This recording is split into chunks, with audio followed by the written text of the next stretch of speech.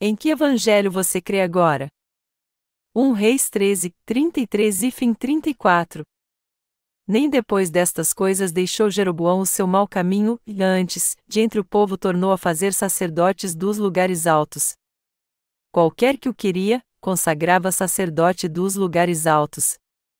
Esse foi o pecado da casa de Jeroboão, o qual a levou à sua destruição e extinção da face da terra. Hoje está chuviscando. Quando eu assisti à televisão ontem, eu vi o Bill Gates dizer numa entrevista que agora é possível implantar chips no corpo humano. Até hoje os chips tinham sido implantados somente em objetos inanimados e em animais para que eles fossem localizados. Mas agora também é possível implantar chips de computador no corpo humano.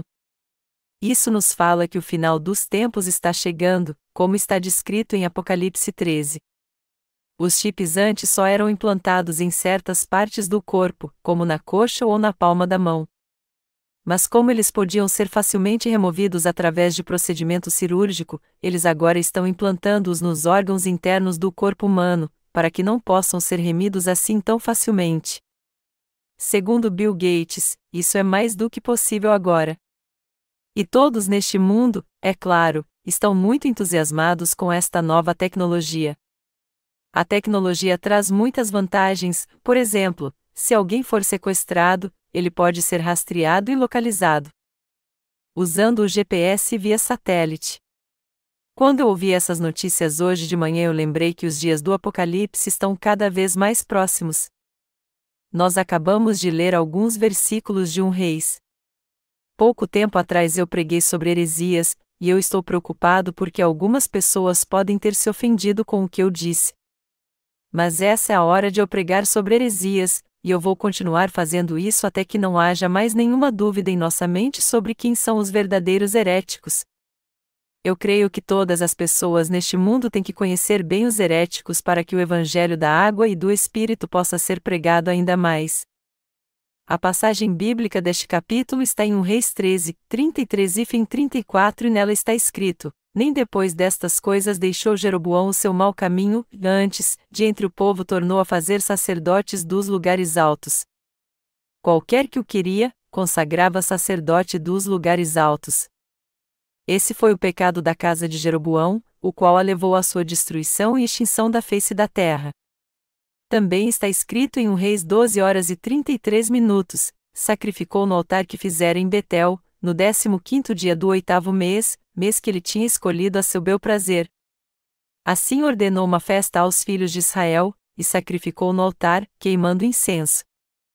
Estas passagens falam ambas de Jeroboão, um homem que cometeu grandes pecados contra Deus. Ele fez um bezerro de ouro e pôs no lugar de Deus, mudou a data do dia da expiação por si mesmo e designou pessoas comuns para o sacerdócio no lugar dos levitas. Pior ainda, ele mesmo ofereceu sacrifícios a Deus.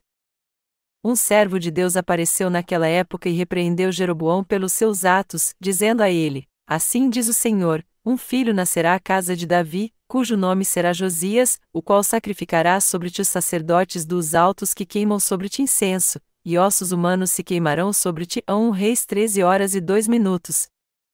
Porém Jeroboão não deixou o seu mau caminho, continuou a designar sacerdotes dentre o povo para servir nos lugares de adoração e oferecer sacrifícios.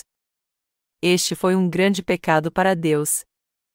Como diz a Bíblia, Jeroboão construiu muitos lugares de adoração em Israel e muitos sacrifícios eram oferecidos nestes lugares. Jeroboão colocou bezerros de ouro em Dan e Betel, e fez com o povo de Israel os adorassem. Ele construiu lugares de adoração praticamente em todo o reino do norte, Israel, onde estavam as 10 tribos. Jeroboão colocou bezerros de ouro em Dan e Betel porque ele tinha medo que seu povo voltasse para o reino do sul, Judá. Isso por si só já foi um grande pecado, mas ele foi além construindo lugares de adoração em cada vila e fazendo com que seu povo sacrificasse aos ídolos. Os pecados de Jeroboão foram suficientes para provocar a ira de Deus, e foi por causa dos seus pecados que a sua família e o seu reino foram destruídos. Jeroboão não apenas ofereceu sacrifícios ele mesmo, mas também designou sacerdotes dentre o povo para que eles adorassem os ídolos nos lugares de adoração. Ao fazer com que o povo de Israel adorasse os ídolos, ele provocou a ira de Deus. Então, já que os pecados de Jeroboão provocaram a ira de Deus, o povo de Israel foi destruído por ele. Israel perdeu sua soberania e o povo foi massacrado por outros povos por causa desses pecados. Tudo isso aconteceu por causa dos pecados de Jeroboão, e porque o povo de Israel pecou como ele. Israel foi destruído não por causa dos pecados dos outros. Todos eles foram destruídos por causa dos pecados que Jeroboão cometeu contra Deus, e estes pecados também continuam surgindo no cristianismo hoje em dia, cometidos pelos falsos profetas. Essa fé enganosa tem sido passada pelo cristianismo até hoje. É errado aqueles que não conhecem o Evangelho da água e do Espírito se tornarem obreiros de Deus. Quando os líderes cristãos de hoje ordenam pastores, eles fazem isso conforme a sua vontade, como Jeroboão. Estes são treinados no seminário e todos que se formam podem trabalhar como pastor ou evangelista. Alguns seminaristas estão lá só porque não conseguem se adaptar à vida secular. Há muitos casos em que a pessoa acha difícil ganhar a vida e vai para o seminário por sua própria vontade, dizendo que Deus o está chamando. Nas igrejas cristãs hoje, qualquer um que queria ser um pastor sem conhecer o Evangelho da água e do Espírito e não ter recebido a remissão de pecados está cometendo o mesmo pecado de Jeroboão. O ministério pastoral e de evangelista são dados para servir a Deus. Estes ministérios são estabelecidos por Deus na igreja pelo próprio Deus para a sua obra. Nós podemos ver isso quando Jesus escolheu e chamou seus discípulos nos 3 anos da sua vida pública. Estes discípulos de Jesus, como Pedro, André e João, viviam da pesca e eram homens do mar. Quando Jesus foi para a Galiléia e os viu, ele os chamou e disse: "Vinde após mim, e eu vos farei pescadores de homens." A Marcos 1h17. Jesus mesmo chamou seus discípulos. E ao segui-lo, Jesus os levou como seus discípulos a fim de ensiná-los, escolhendo-os pessoalmente para eles fazerem a obra como servos de Deus. Mateus era cobrador de impostos quando foi chamado pelo Senhor.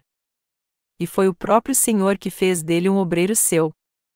O próprio apóstolo Paulo disse em 2 Timóteo 3h14: "Tu, porém, permanece naquilo que aprendeste, e de que foste inteirado, sabendo de quem o tens aprendido." Se todos receberem a remissão de pecados e forem instruídos na Igreja de Deus, eles então poderão ensinar e guiar outros com certeza. Os obreiros de Deus são escolhidos pelo próprio Deus ou designado pelos seus servos. As habilidades para ser um servo de Deus não são conseguidas por um currículo do seminário. Apenas aqueles que receberam em seu coração o Evangelho da água e do Espírito é que estão habilitados a se tornar obreiros de Deus. Estes obreiros são encontrados e chamados pelos servos de Deus pessoalmente. Melhor dizendo, são os servos de Deus que escolhem estes obreiros. Portanto, nem todos que querem ser obreiros de Deus vão se tornar um. Através dos seus servos, Deus pessoalmente escolhe e chama aqueles que serão seus obreiros, e os usa em sua obra. Ele escolhe então aqueles que serão seus obreiros, os treina e de fato os levanta como seus obreiros. É assim que escolhe seus servos. Jeroboão, por outro lado, simplesmente chamou quem ele queria. Você quer ser um sacerdote?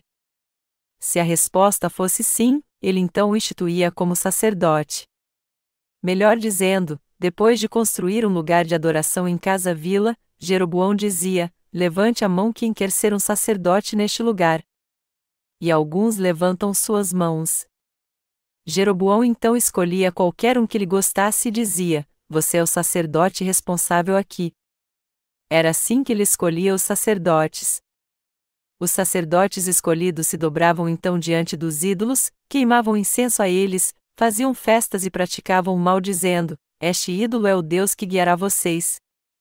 Portanto, o que Jeroboão fez foi um grande pecado contra Deus. Hoje, alguém que está habilitado a se tornar um servo de Deus tem que ser, antes de tudo, alguém purificado de todos os seus pecados por crer no Evangelho da água e do Espírito. E em segundo lugar, ele tem que ser alguém cujo coração deseje fazer a obra de Deus. Aqueles cuja fé no Evangelho da água e do Espírito é sólida como uma rocha, que aos olhos de Deus estão preparados e cujo coração está no Senhor, que estes é que são levantados como obreiros de Deus pelos atuais servos de Deus. Os obreiros de Deus são levantados assim como Elias escolheu Eliseu no Antigo Testamento. Elias tinha uma escola de missões no Antigo Testamento, assim como nós temos uma escola de missões. É por isso que ele tinha muitos discípulos. Entre estes discípulos havia um homem chamado Eliseu que seguia Elias de perto. Eliseu o seguiu tão de perto que ele o chamava de Senhor. Ele costumava deitar água sobre as mãos do seu mestre para que ele as lavasse. Um dia Eliseu pediu a Elias: por favor, me dê porção dobrada do seu espírito, e acabou recebendo 2 vezes mais poder do que Elias quando recolheu suas vestes. Assim, ele sucedeu a Elias como o servo de Deus que guiaria o povo de Israel. Então, o próprio Deus escolheu seus servos pessoalmente. Hoje, os servos de Deus que creem no Evangelho da Água e do Espírito sabem que o próprio Deus escolhe seus servos através dos seus obreiros. Somente os crentes no Evangelho da Água e do Espírito é que estão habilitados a ser obreiros de Deus. São os servos de Deus, que Ele aprovou primeiro, que escolhem e indicam aqueles que estão preparados para se tornar obreiros de povo de Deus. É assim que alguém se torna obreiro de Deus. Como nos dias do Antigo Testamento, o mesmo princípio se aplica nos dias do Novo Testamento. Quem o apóstolo Paulo escolheu como servos de Deus? Ele levantou muita gente como obreiros de Deus. Dentre estes, ele escolheu Timóteo, seu filho na fé, como um dos servos de Deus mais fiel. Timóteo, por sua vez, escolheu muitos discípulos também. Era assim que os servos de Deus eram escolhidos. Mas é claro que eles tinham que crer no Evangelho da Água e do Espírito.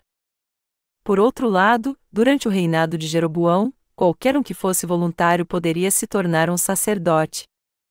O mesmo acontece hoje também.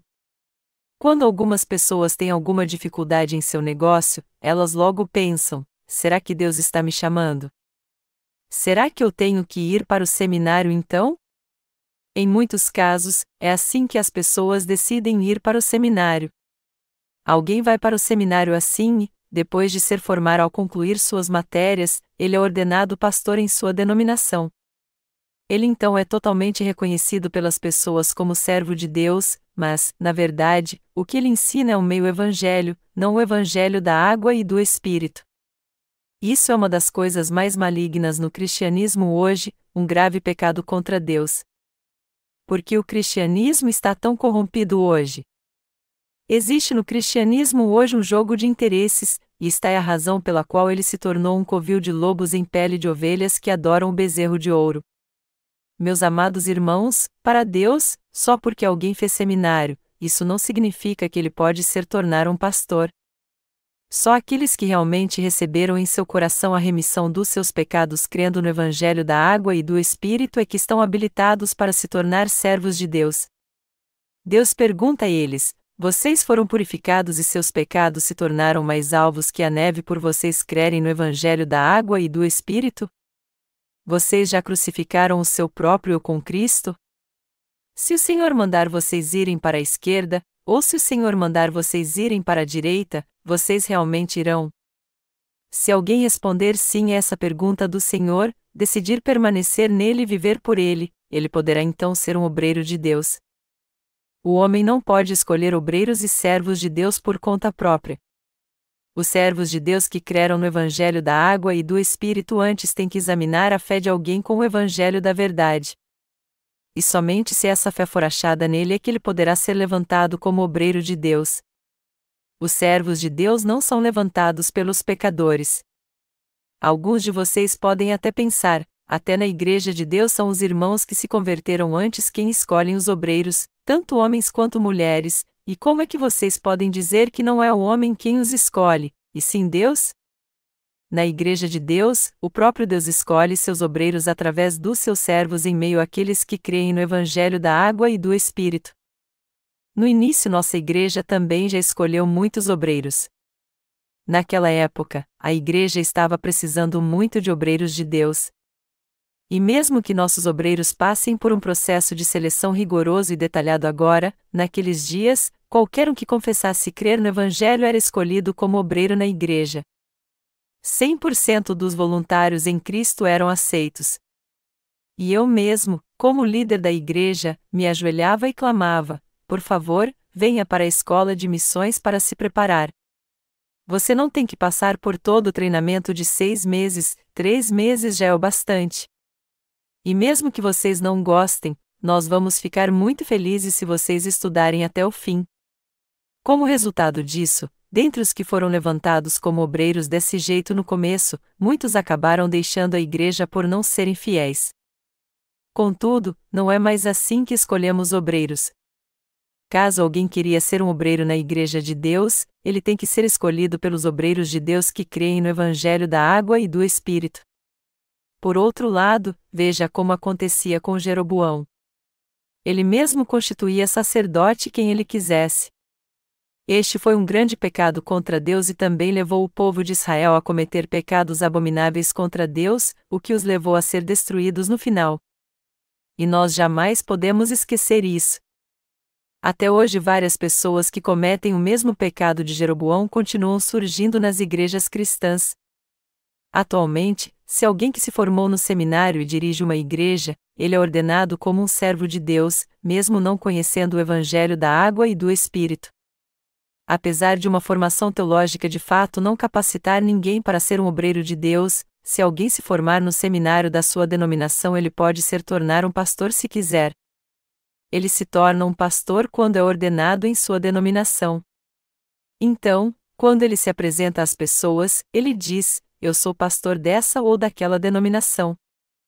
Na nossa igreja, ao contrário, primeiro nós perguntamos ao candidato a pastor se ele realmente crê no Evangelho da Água e do Espírito pelo qual Deus nos salvou do pecado. Também se ele foi de fato purificado dos todos os seus pecados crendo de coração no Evangelho da Água e do Espírito. Todo candidato a pastor tem que responder sim a essa pergunta com sinceridade.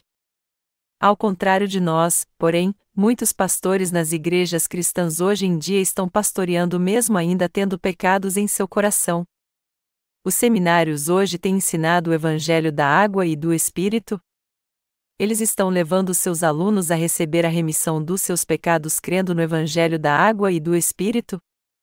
Há algum curso no seminário que ensina o Evangelho da Água e do Espírito? Os professores do seminário conhecem este verdadeiro Evangelho? Eles estão ensinando o Evangelho da Água e do Espírito aos seus alunos? Eles consideram os seus alunos servos de Deus depois de ensinar este Evangelho e levá-los a crer nele? Não é isso que acontece. Não existe nenhum professor nos seminários hoje que ensine o Evangelho da Água e do Espírito. E é por isso que os alunos também não conhecem este Evangelho. Além disso, a fé no Evangelho da Água e do Espírito não é mais requisito para que alguém seja ordenado pastor. Ao contrário, cada denominação indica quem crê nas suas próprias doutrinas como seus ministros, não quem crê no Evangelho da Água e do Espírito. Todo aquele que quiser se tornar um verdadeiro servo de Deus tem que ser alguém que, antes de tudo, crê no Evangelho da Água e do Espírito, e que também disponha seu coração a viver para anunciar o Evangelho. O dom para exercer seu cargo tem que ser reconhecido pelos servos que se converteram antes dele, e ele também tem que receber de Deus a habilidade para ministrar. Quando ele se torna um vaso adequado para servir ao Evangelho é que ele é indicado como servo de Deus então. Hoje, todavia, muitos são ordenados pastores baseados apenas em seu treinamento teológico, apesar de eles não conhecerem o Evangelho da Água e do Espírito. E além disso, o padrão pelo qual os seus pastores são ordenados não são encontrados no Evangelho da Água e do Espírito. Qualquer um que creia e aceite as doutrinas de uma certa denominação simplesmente é indicado como pastor. É assim que os pastores são ordenados nas suas denominações. E é por isso que eles são os heréticos do cristianismo. Todos neste mundo recebem a remissão de pecados apenas quando creem no Evangelho da Água e do Espírito. A verdade é que somente através do Evangelho da Água e do Espírito é que alguém pode ser remido dos seus pecados. Quando as pessoas creem no Evangelho da Água e do Espírito é que os pecados do seu coração são apagados. Isso significa que se um seminário não ensina o Evangelho da Água e do Espírito, e não considera servos de Deus somente os que creem no verdadeiro Evangelho, eles não passam de instituições que estão formando heréticos. É por isso que os seminários atuais são considerados uma farsa. 1 Reis 12h32 diz que Jeroboão instituiu seus sacerdotes em Betel. Ele reuniu todos que queriam ser sacerdotes, escolheu alguns dentre o povo e os constituiu sacerdotes por si mesmo. Jeroboão instituiu sacerdotes conforme a sua vontade, dizendo basicamente isso: vocês serão sacerdotes nessa região, vocês serão sacerdotes naquela região. Essas pessoas então iam para suas regiões e exerciam a função de sacerdotes nos lugares de adoração. Hoje também, todos podem ir para o seminário se quiserem. A verdade é que se alguém estuda no seminário e se forma, vai para uma faculdade depois e vive segundo os ensinamentos da sua denominação, ele é ordenado pastor apesar de não conhecer nem crer no Evangelho da Água e do Espírito. Os pastores que ordenam essas pessoas ao ministério pregam o Evangelho da Água e do Espírito para elas. Os professores dos seminários de hoje pregam este verdadeiro Evangelho que purifica o pecado do coração das pessoas. Longe de pregar este Evangelho, eles continuam indicando qualquer um concurso teológico para serem ministros e pastores, e é por isso que suas denominações acabam se tornando um antro de heresias. É por causa disso, pelo fato de os cristãos que não conhecem o Evangelho da Água e do Espírito estarem fazendo a obra como pastores depois de se formarem no seminário, é que estão surgindo mais heréticos. Já que estes é que são indicados como pastores em todo lugar. Eles reúnem todas as pessoas da cidade na igreja fundada pela sua denominação e pregam um evangelho falso, pela metade, um evangelho que prega somente o sangue da cruz no lugar do Evangelho da Água e do Espírito e leva a todos que o seguem a se tornar cristãos heréticos que servem aos ídolos. Para aqueles que não foram purificados dos seus pecados com o Evangelho da Água e do Espírito, dar importância somente ao dom de cura é um atalho para se tornar heréticos. Hoje em dia, aqueles que pastoreiam as igrejas cristãs estão tentando receber o dom de cura, pois consideram isso crucial para terem sucesso material e no seu ministério. Tudo o que eles dizem à sua igreja é isso: eu oro para que vocês possam vir a prosperar em todas as coisas e ter saúde, mesmo se sua alma for edificada ou não. Organizando cultos de avivamento e convidando pessoas para serem curadas, eles conseguem atrair até os ímpios para suas reuniões. Eles fazem anúncios e dizem às pessoas: o pastor fulano de tal estará tal dia fazendo um culto de avivamento em tal estádio. Venha participar. Se você vier, você será curado da sua enfermidade. A cura acontecerá na sua vida se você vier. Todos são curados das suas enfermidades quando este pastor ora, pacientes de câncer e aleijados. Muitas pessoas que foram no último culto de avivamento foram de fato curadas. As pessoas então correm para estes cultos de avivamento a fim de ouvirem a palavra de Deus e serem curadas. E quando o pregador diz: venha aqui na frente se você quer aceitar Jesus, muitos vão à frente. O pregador então faz com que todos orem para receber Jesus como seu Salvador. É tão fácil para o pastor fazem com que eles aceitem Jesus. Ele manda então que todos eles repitam depois dele: Jesus, eu sou pecador. E então diz a todos que repitam novamente: Senhor, eu estava condenado ao inferno por causa dos meus pecados, e as pessoas repetem estas palavras. O pregador continua dizendo: Tu morreste por mim na cruz, e eu sou muito grato a ti por isso. Tu derramaste seu sangue por mim, purificaste meus pecados e me salvaste de todos eles. Então, eu creio em ti agora. Eu oro em nome de Jesus. Depois que todos fazem essa oração, eles são recebidos como pessoas que aceitaram Jesus. Os pastores das igrejas pentecostais sempre pregam assim: Deus disse: eu oro para que você tenha boa saúde e prospere em tudo, assim como para que sua alma seja edificada. Deus também disse: Ele foi ferido pelas nossas transgressões, e moído pelas nossas iniquidades, o castigo que nos traz a paz estava sobre ele, e pelas suas pisaduras fomos sarados. O Senhor tirou todas as nossas enfermidades e iniquidades. Meus amados irmãos, nosso Senhor nos curou de todas as nossas enfermidades. Agora eu peço a vocês que coloquem suas mãos onde está doendo. Todos que estão enfermos colocam as suas mãos onde está doendo então, na cabeça, no coração, na perna, na coluna, etc. O pastor então ora com autoridade: eu ordeno em nome de Jesus Cristo, todas as doenças saiam agora. Sejam curados de todas as suas doenças. Eu oro em nome de Jesus Cristo. Amém. Quando o pastor acaba sua oração, toda a igreja é tomada de emoção e diz amém concordando com ela. Ele diz então: aqueles que foram curados agora venham à frente para dar seu testemunho.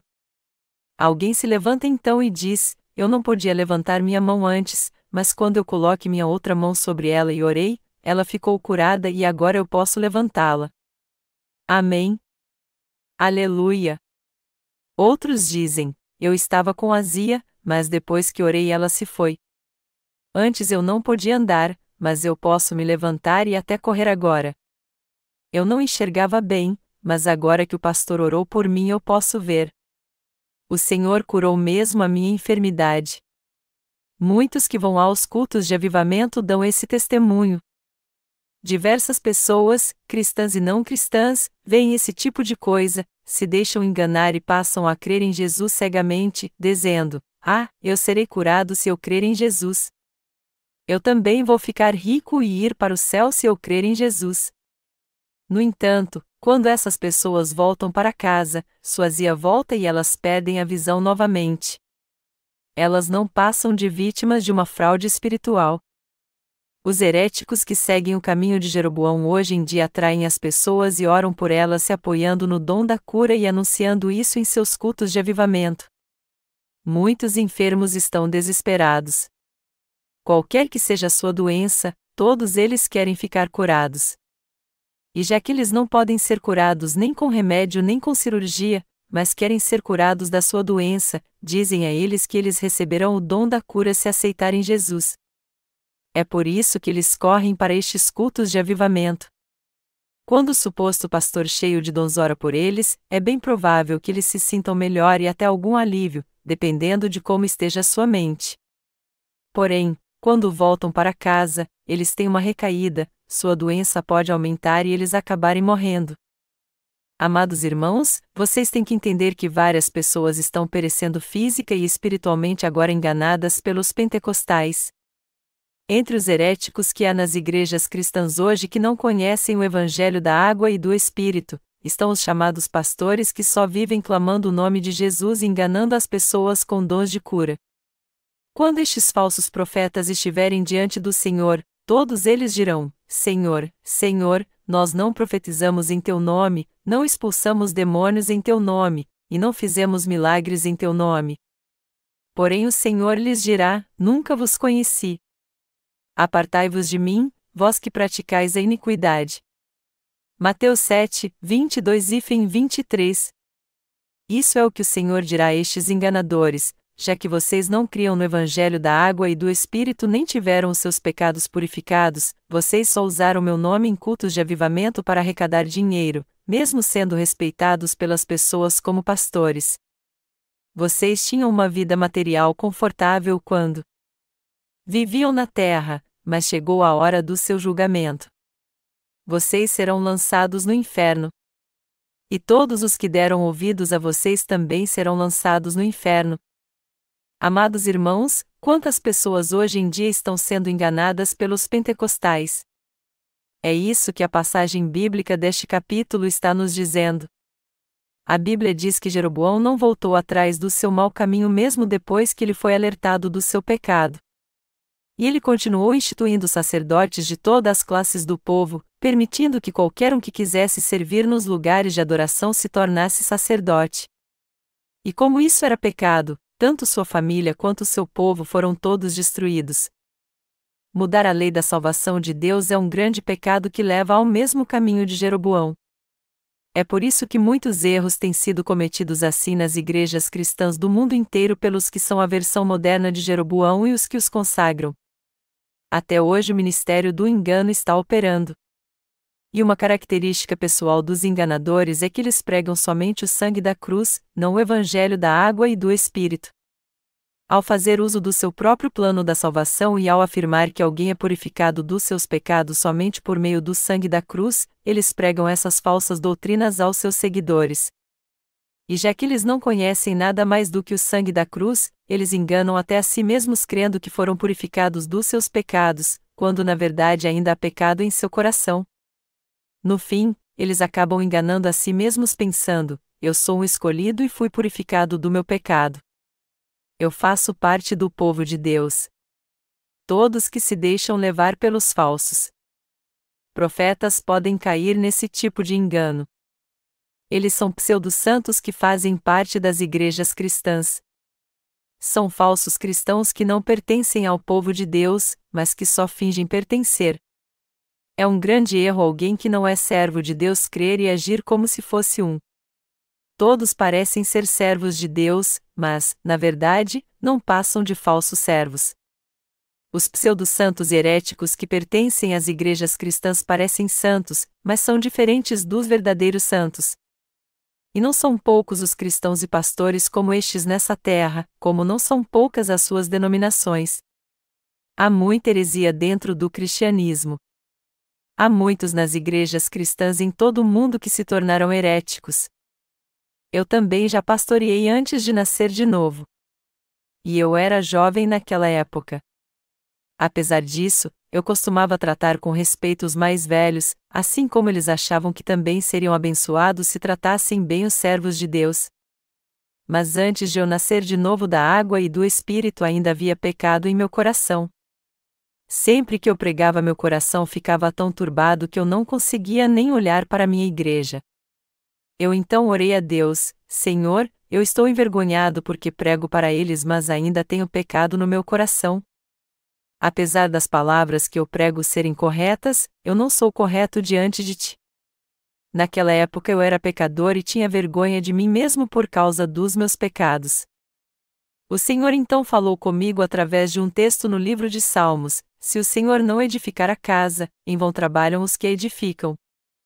Se o Senhor não guardar a cidade, em vão vigia a sentinela. Salmo 127:1. Deus estava me dizendo: eu te escolhi como evangelista?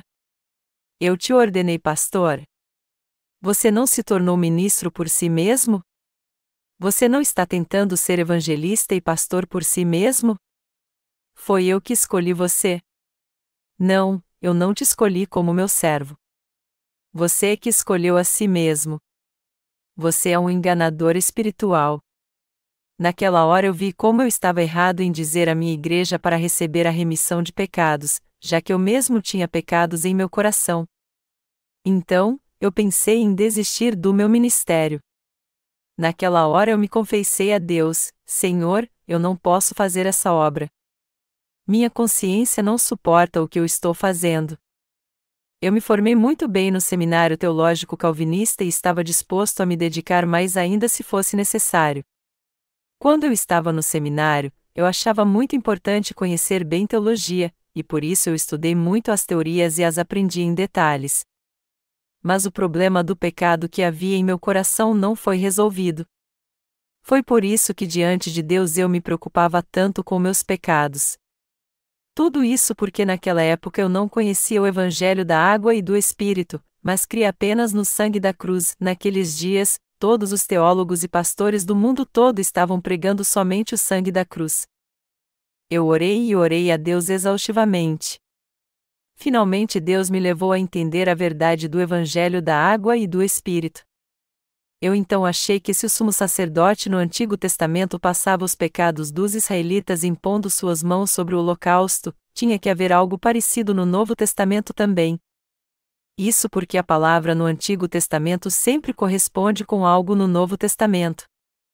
Eu então estudei a palavra de Deus pensando: se os pecados dos israelitas eram passados pela imposição de mãos no Antigo Testamento, deve ter algo escrito no Novo Testamento então sobre os pecados do homem serem passados pela imposição de mãos.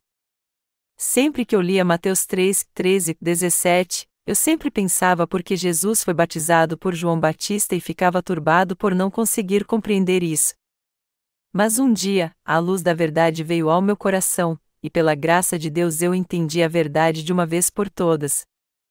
Está escrito: pois assim nos convém cumprir toda a justiça. A Mateus 3:15. Naquela hora eu entendi quem era João Batista. Ela não era apenas um simples profeta, mas o servo de Deus que passaria os pecados do homem para Jesus Cristo de uma vez por todas. Eu então procurei na Bíblia para encontrar mais coisas sobre João Batista. Já que Jesus o chamou de Elias, eu procurei no Antigo Testamento a história de Elias de rei a Malaquias. Eu também voltei minha atenção para o nascimento de João Batista e acabei descobrindo que ele foi escolhido como o representante da humanidade. Jesus mesmo testificou de João Batista dizendo: entre os que de mulher têm nascido, não apareceu alguém maior do que João Batista, contudo, o menor no reino dos céus é maior do que ele. Se João Batista foi o maior entre os nascidos de mulher, ele então foi maior do que Moisés, Elias, maior do que os profetas Isaías e Daniel. Ele foi o representante de toda a humanidade. Ele foi o sumo sacerdote espiritual que passou nossos pecados para Jesus Cristo. Ele também foi o último profeta do Antigo Testamento. Eu entendi que os pecados do mundo chegaram ao fim quando Jesus foi batizado por João Batista. Eu compreendi que quando João Batista batizou Jesus, todos os meus pecados e os pecados do mundo inteiro foram passados para ele, e que Jesus cumpriu a justiça de Deus ao aceitar cada pecado que havia neste mundo. Naquele momento, minha mente alcançou o entendimento e eu pensei: então este é o Evangelho da água e do Espírito. É por isso que Jesus falou sobre a justiça em Mateus 3:15. O que significa toda a justiça de Deus? Significa tudo o que é correto.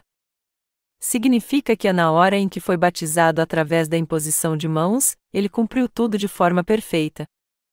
As palavras pois assim aqui é outosgara e em grego, que significa dessa forma, o mais adequado, não há outra maneira além dessa.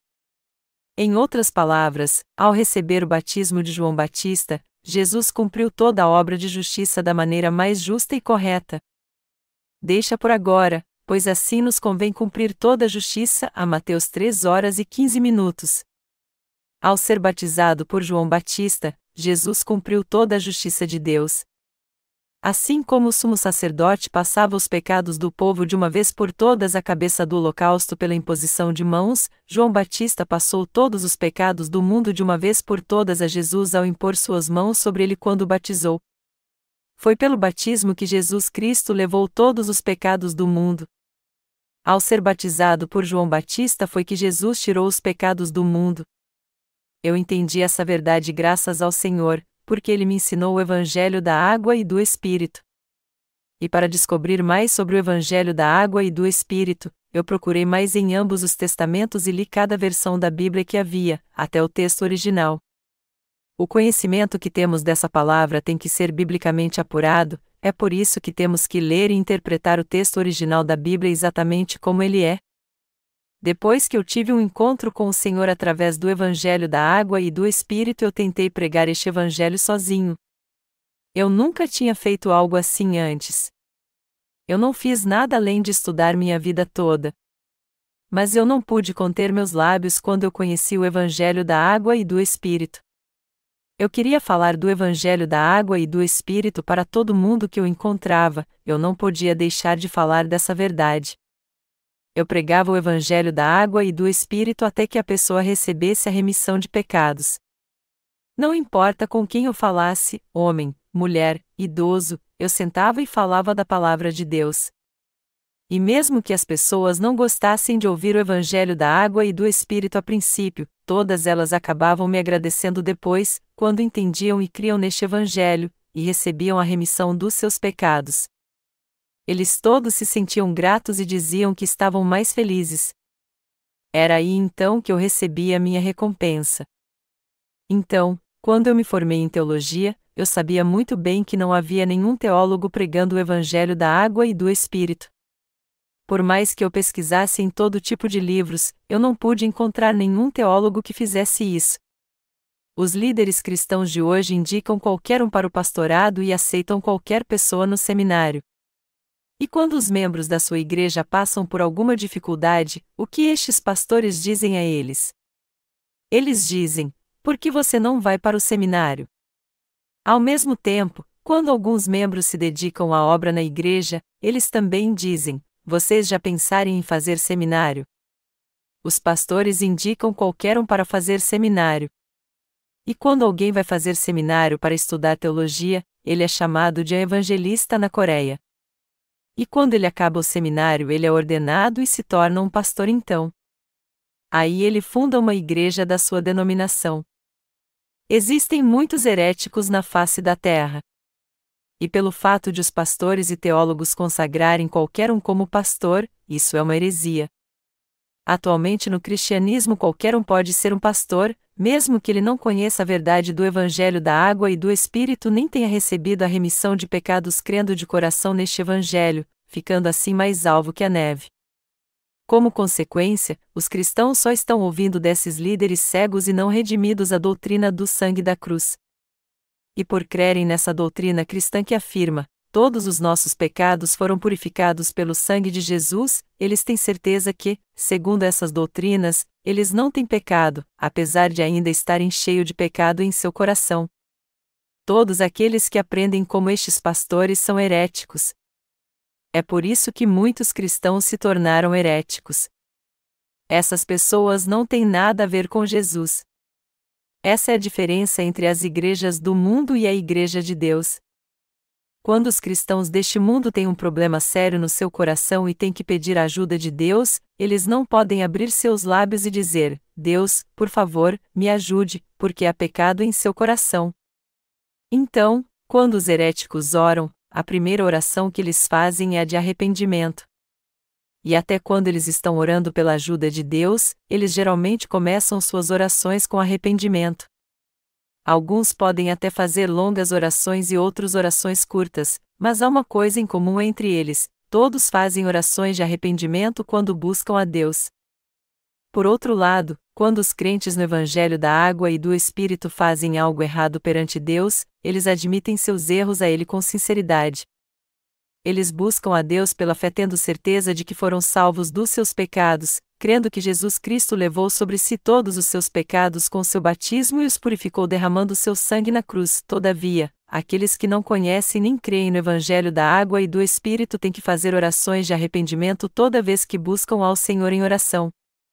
Seu coração ainda tem pecado, e é por isso que eles não têm como deixar de fazer orações de arrependimento, dizendo: Senhor, me perdoe, por favor, pois eu pequei.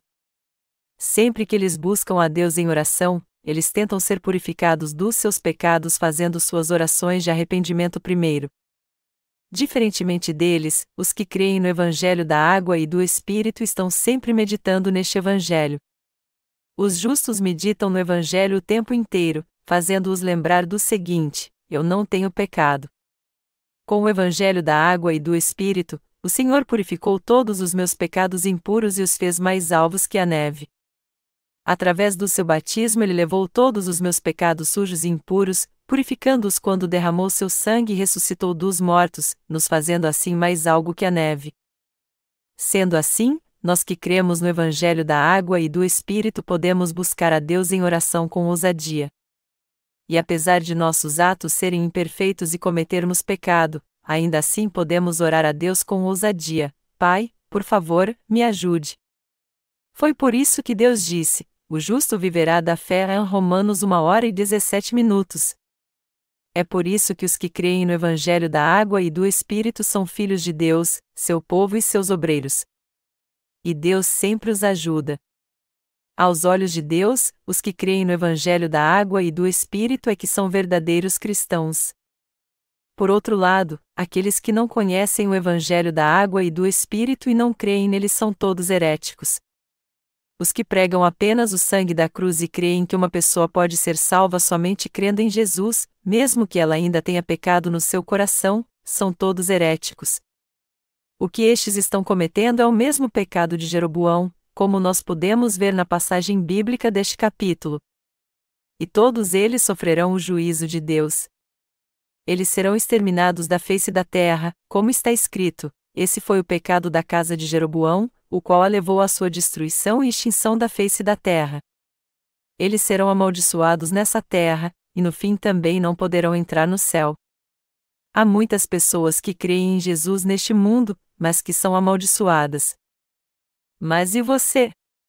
Você crê no Evangelho da água e do Espírito? Deus nos levou a crer no Evangelho da água e do Espírito, e por isso recebemos a salvação. E Deus também nos escolheu como seus servos. Foi assim que nos tornamos um povo que pode pregar o Evangelho da água e do Espírito em todo o mundo e mostrar o que os heréticos são realmente para Deus.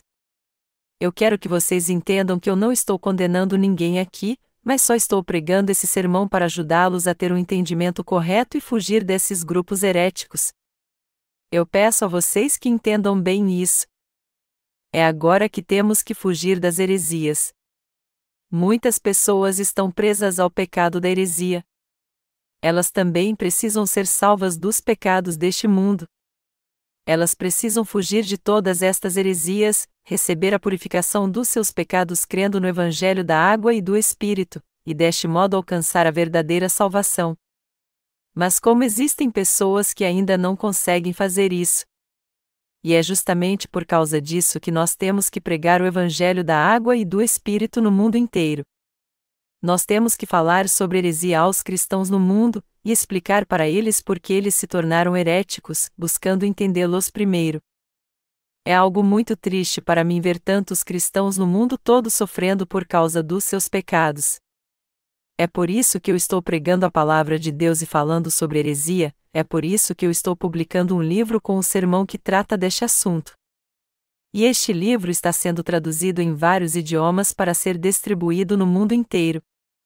As pessoas no mundo todo chegarão a essa conclusão lendo este livro: eu fui enganado pelas heresias esse tempo todo. O meu mais sincero desejo é que muitos compreendam isso, aceitem a salvação que veio até nós pelo Evangelho da água e do Espírito, e assim possam voltar para Deus. É por isso que eu estou pregando essa palavra. Mas uma ou duas vezes não são suficientes para pregar sobre esse tema. Afinal de contas, nós não estamos cercados de tantas heresias? E é em meio àqueles que confessam crer em Jesus que frequentemente encontramos estes heréticos. Se você crê no Evangelho da água e do Espírito, ainda há algum pecado em seu coração ou não? Você não tem nenhum pecado. Mas e aqueles que afirmam ter recebido a remissão dos seus pecados crendo apenas no sangue da cruz? Ainda existe pecado em seu coração ou eles não têm mais pecado? É claro que eles ainda têm pecado em seu coração. Eles mesmos confessam que ainda têm pecado, e é por isso que eles realmente continuam sendo pecadores. Tudo o que eles estão fazendo agora é levar uma vida religiosa diante de Deus presos às heresias. Eles não passam de heréticos, pois foram enganados pelas heresias. Você tem que aprender a discernir aqueles que estão presos às heresias e os verdadeiros nascidos de novo que creem no Evangelho da água e do Espírito. Você tem que distinguir o genuíno Evangelho dos pseudo-evangelhos. Aqueles que só pregam o sangue da cruz são os pseudo-cristãos. E mesmo que pareça estar correto pregar e crer somente no sangue da cruz, essa fé é errada e enganosa. É de suma importância podermos discernir quem são os pseudocrentes para que não sejamos enganados por eles. Até entre os repórteres, há os que são verdadeiros e os que são falsos. Os falsos repórteres extorquem dinheiro de pessoas inescrupulosas ameaçando publicar suas falcatruas. É preciso pedir sempre a identidade desses falsos jornalistas. Se isso acontecesse, esses repórteres iriam mostrar na hora as suas credenciais ou escondê-las. Se pedissem a eles, deixe-me ver de novo sua identidade. Deixe-me anotar alguns dados. Eu vou ligar para a sua redação e confirmar seus dados. Assim eles iriam embora e sumiriam na hora. No reino espiritual também existem muitos falsos profetas que fingem ser servos de Deus. Qualquer pastor que pareça verdadeiro mas é falso, de fato é um pseudopastor. Na verdade, não seria exagero dizer que praticamente todo pastor é um pseudopastor. Entre os cristãos que hoje afirmam crer em Jesus, somente aqueles que creem no Evangelho da água e do Espírito é que são os verdadeiros cristãos.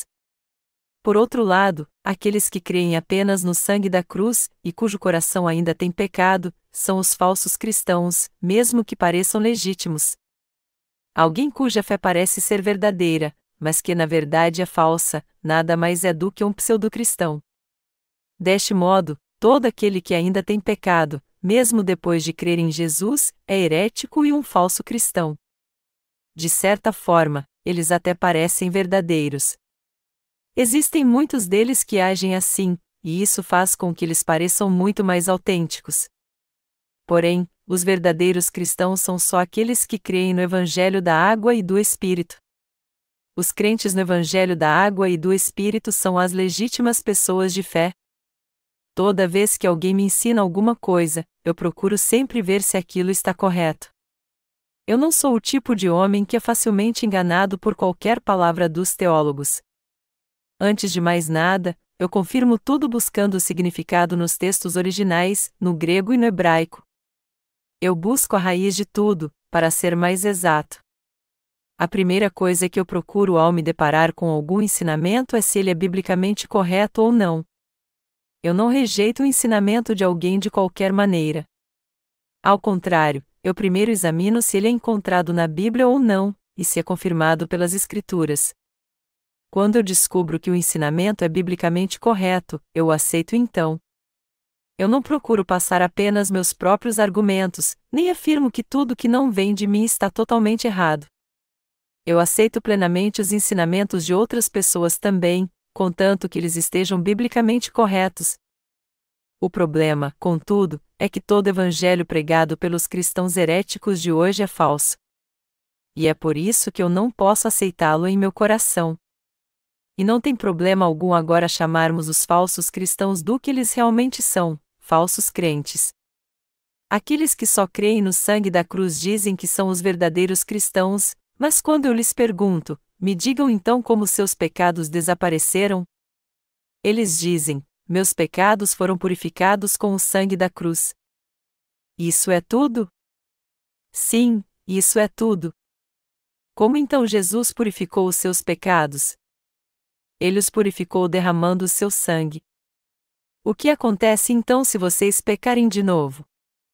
Eu vou me tornar um pecador novamente e terei que fazer orações de arrependimento.